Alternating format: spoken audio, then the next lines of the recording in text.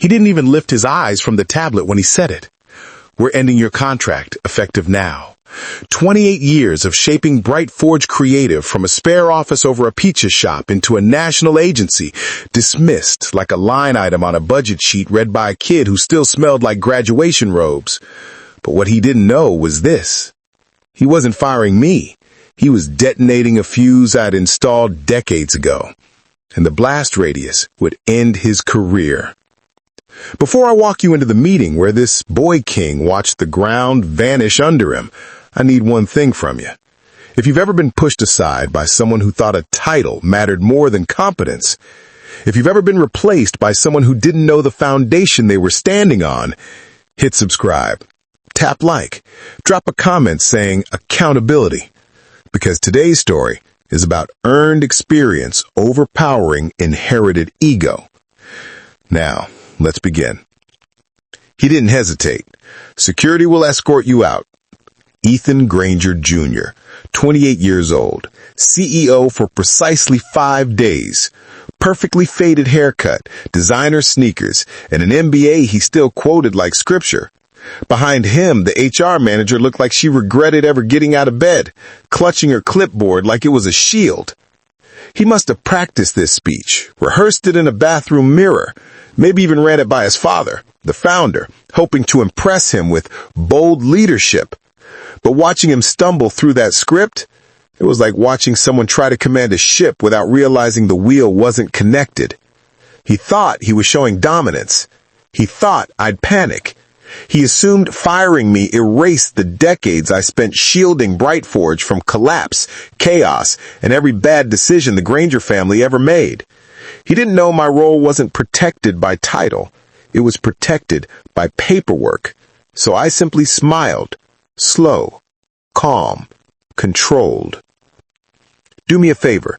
Tell your father the board meeting later today will change a few things. I handed him my badge. No emotion, no rush, just precision. Because when he fired me, he activated Clause 8D, something I wrote, a forgotten trigger buried deep in the foundation of the company, a fuse that handed me power the moment he overstepped. Brightforge didn't start as some glossy agency. It started as a mess. 28 years ago, it was 2 interns, a borrowed camera, and Ethan Granger Sr. running a newborn marketing firm with the discipline of a golden retriever in a room full of tennis balls. I was 27 then, fresh out of the Navy, broke, focused, and meticulous. I fixed everything. Billing errors, client contracts, campaign disasters, payroll mistakes, vendor meltdowns, creative teams threatening mutiny. While everyone else chased titles and corner offices, I asked for something different. Shares. 0.25% here, 1% there. Stock instead of bonuses. Voting rights instead of empty praise.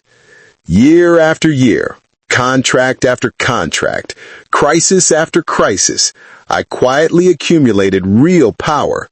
No one checked percentages, no one read the footnotes, no one realized I was securing the structure of the company in ways a Granger never could. And eventually, my ownership passed 50%, then 60%, then 76%. All perfectly legal, all properly filed, all forgotten by everyone except me, until today. 14 years ago, one of the founder's nephews had a meltdown over budget projections and tried to fire an entire creative team to teach them efficiency. That same week, I drafted Clause 8D. If any non-equity executive terminates a founding team member without a full board vote, executive authority is immediately frozen and reverts to the majority shareholder. No appeals, no do-overs, no excuses. It was a dead man switch. And Junior hit it with both hands.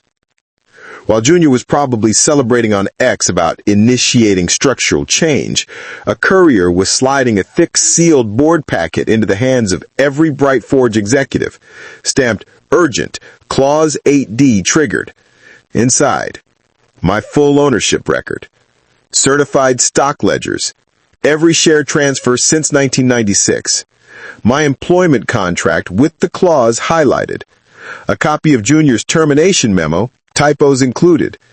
The legal requirement to convene a board meeting within 4 hours. Someone opened that packet and whispered, "Oh no." Phones started ringing. Calendar alerts went off. Lunches were abandoned. Meanwhile, Junior posted a photo of himself clinking glasses. He had no idea he just ended his own job. At Ridgecrest Country Club, Ethan Sr. was mid-backswing when his lawyer finally reached him.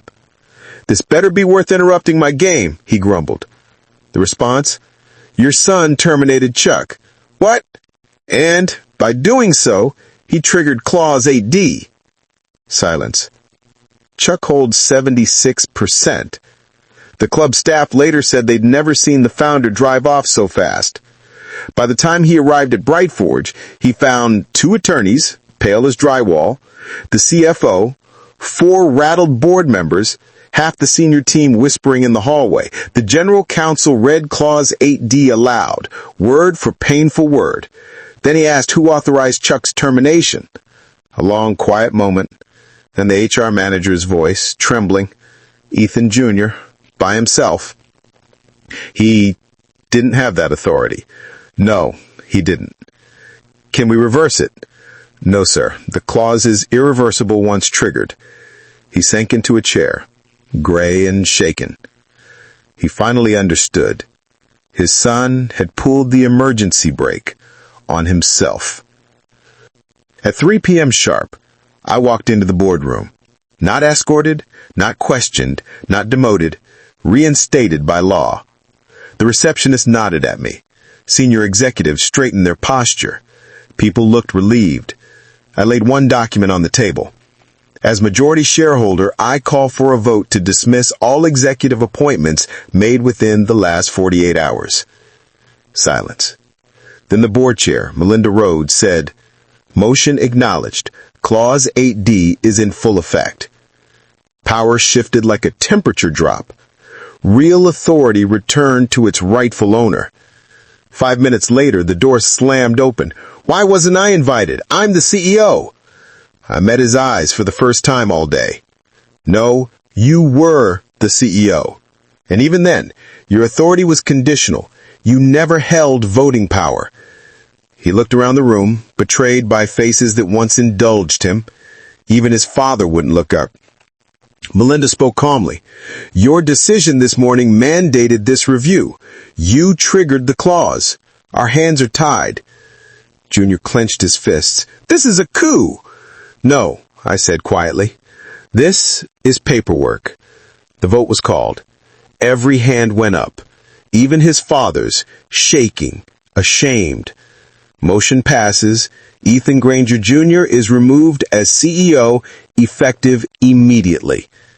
He whispered, "You'll regret this." "No," I said, "but you'll learn from it." Security let him out. The same guard who walked me out earlier. Symmetry.